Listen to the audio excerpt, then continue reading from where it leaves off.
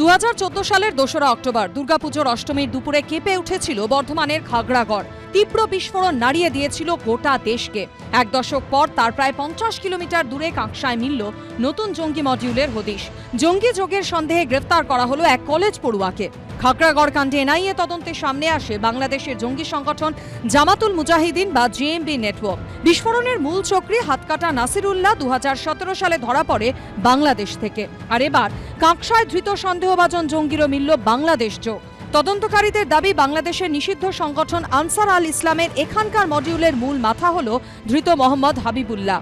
আল কায়দা, Lashkar-e Taiyaba, Islamic state, Indian মুজাহিদিন, জামাতুল মুজাহিদিন বাংলাদেশ কিংবা আনসারুল বাংলা, গত 2 দশকে বঙ্গের মাটিতে এই সমস্ত জঙ্গি সংগঠনের উপস্থিতি বারবার সামনে এসেছে।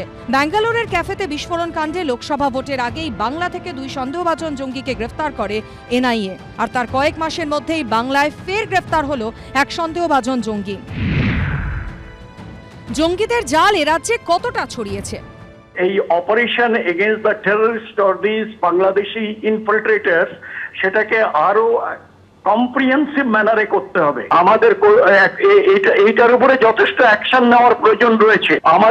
আমাদের যেটা করার দরকার এখন, immediately we should go into operation, এবং সেখানে অন্ততপক্ষে as a matter of operational requirement সেখানে যেন আমাদের কোন রকম খামতি না থাকে, এবং ইমিডিয়েটলি রাজ্য সরকার, কেন্দ্রীয় সরকার এবং বিএসএফ তিনটে মিলে তাদের সঙ্গে কিন্তু এই কাজগুলো করে নিতে হবে। কিন্তু কেন বারবার টার্গেট কলেজ পড়ুয়ারা? কিভাবে করা হতো কলেজ পড়ুয়াদের মগজধোলায়? সন্দেহভাজন জঙ্গি গ্রেফতারের ঘটনায় ফের উঠছে এই সব প্রশ্ন। বাংলাদেশ বর্ডার সিকিউরড হয়ে যাবার পরে নেপাল, ভুটান দিয়ে কুচবিহার হয়ে বিভিন্ন জায়গায় জঙ্গিরা পৌঁছচ্ছে। মডিউলের সংখ্যা কোভিড কালের থেকে বেড়ে গেছে। এর আগেও জঙ্গি যোগ পাওয়া গেছে। হুজির সঙ্গে সম্পর্কিত এবং সিমির প্রতিষ্ঠাতা সভাপতিকে যদি শাসক দল রাজ্যসভায় পাঠায়, তাহলে তার পরিণতি কোথায় যেতে পারে সেটা প্রত্যেকের জানা। প্রধানমন্ত্রী বা আমাদের দেশের স্বরাষ্ট্রমন্ত্রী কেন বাংলাদেশের প্রধানমন্ত্রীর নজরে আনেননি যে এই জঙ্গি এখানে আসছে বা ঢুকছে? আর স্বরাষ্ট্রমন্ত্রীকে প্রধানমন্ত্রী কেন জিজ্ঞেস করছেন না, বিজেপি কেন জিজ্ঞেস করছে না যে সীমানায় তো বিএসএফ আছে, তার মধ্যে ঢুকছে কি করে? বঙ্গে ফের জঙ্গি মডিউলের হদিশ, বিরোধীদের নিশানায় তৃণমূল। প্রথম কথা, সীমানা পাহাড়ের দায়িত্ব হচ্ছে কেন্দ্রীয় সরকারের, বিএসএফ এর, ওটা রাজ্য পুলিশ করে না।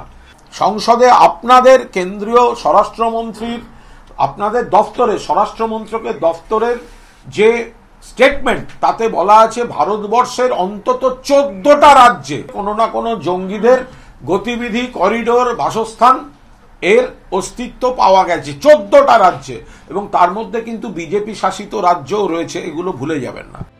একের পর এক জঙ্গি গ্রেফতারের পর প্রশ্ন উঠছে, বাংলা কি তবে সত্যিই পরিণত হয়েছে জঙ্গিদের সেফ করিডোরে?